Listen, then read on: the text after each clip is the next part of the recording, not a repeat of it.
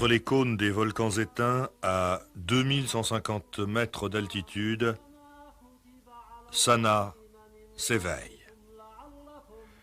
Étrange capitale qui aurait été créée par Sem, fils de Noé, au lendemain du déluge.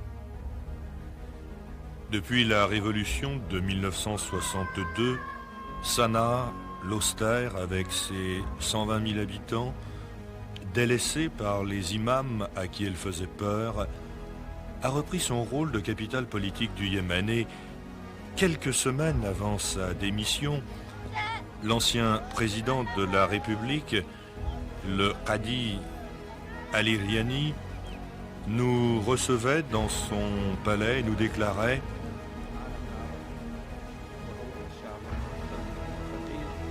le Yémen est un pays pauvre, mais nous avons l'espoir, suivant les circonstances politiques et économiques qui se développeront au sein du monde arabe, de jouer dans l'avenir un rôle considérable.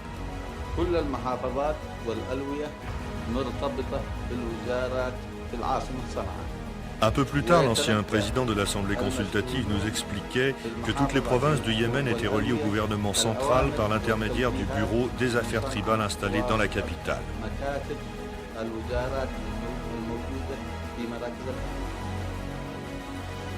Quant à la population, elle était représentée à la Shura, cette assemblée consultative, dissoute en 1976, une situation donc extrêmement complexe sur le plan politique. Non moins compliquée dans le domaine militaire où l'on trouve une armée populaire qui compose les milices, une armée des tribus qui loue ses services au gouvernement et enfin une armée beaucoup plus moderne qui dépend directement du pouvoir central et dont l'assistance technique est assurée par les soviétiques.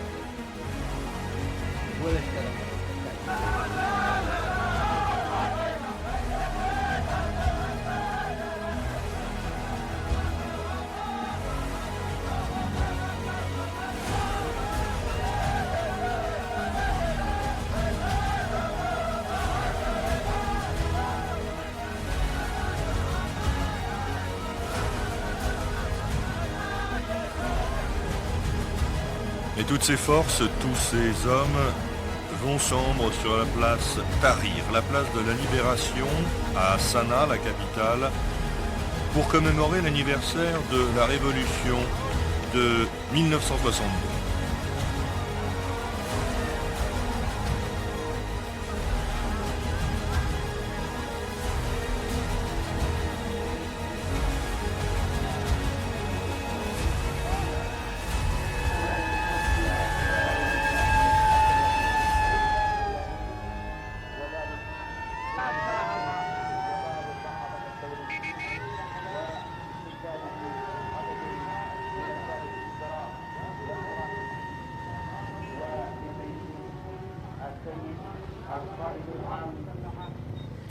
Mais que s'est-il donc passé au lendemain du coup d'État? L'imam Badr, après avoir succédé à son père, l'imam Ahmed, ne devait rester sur le trône qu'une semaine, à l'issue de laquelle il était renversé. Il parvenait cependant à s'enfuir, à gagner l'Arabie Saoudite, où il regroupait des partisans avant de revenir pour combattre le nouveau pouvoir républicain.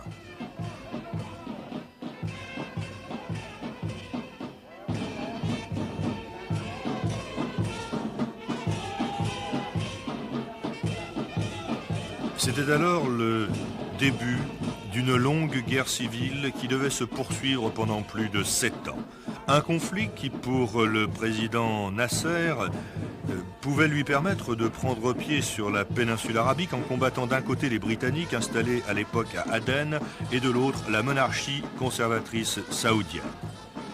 Mais c'était oublier un peu rapidement le peuple yéménite qui fut bientôt très loin d'être convaincu de la pureté des intentions de ses alliés et qui vit finalement royalistes et républicains s'entendre pour provoquer le départ du corps expéditionnaire égyptien.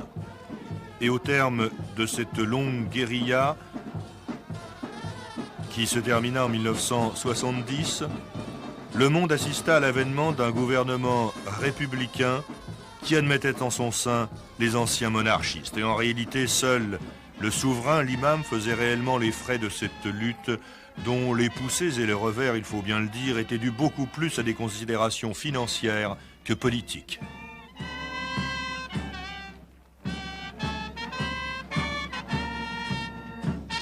Et il reste au moins de cette révolution la persistance des subsides du grand voisin saoudien et cette remarquable façon de défiler